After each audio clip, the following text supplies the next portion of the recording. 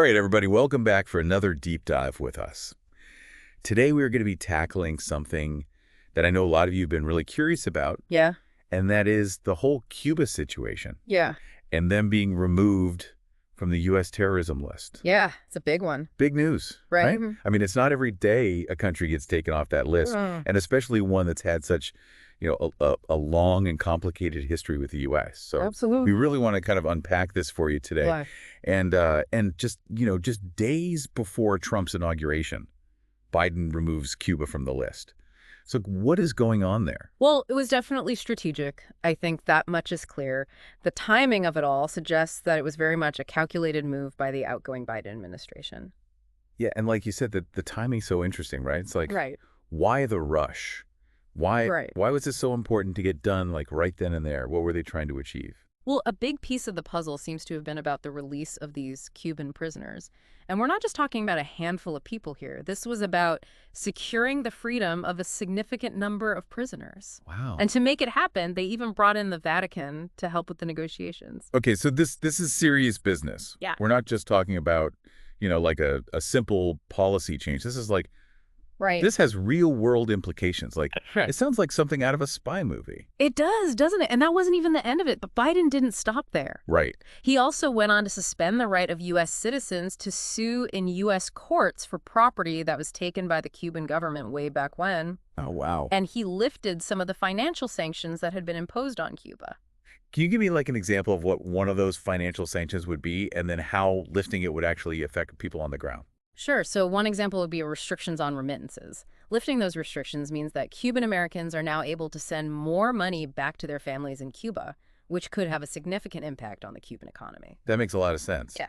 But it still leaves me wondering, like, why this sudden, like, push for reconciliation with Cuba? Why now? Well, one thing to remember is that the U.S. wasn't acting alone here. Hmm. There was a lot of international pressure to make this happen.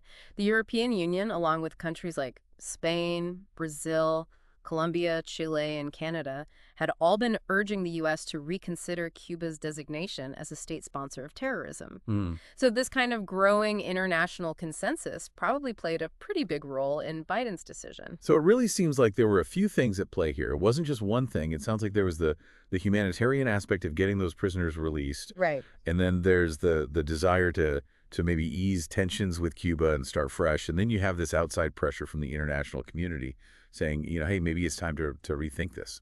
Exactly. And to get the full picture, we really need to take a step back and remember how Cuba ended up on the list in the first place. It was actually one of Trump's last acts before leaving office during his first term to add them back on the list. Oh, that's right. So you have to ask yourself, were the motivations for both putting them on the list and taking them off the list purely about terrorism, or were there other political factors involved? It's starting to feel like a big political chess game, isn't it?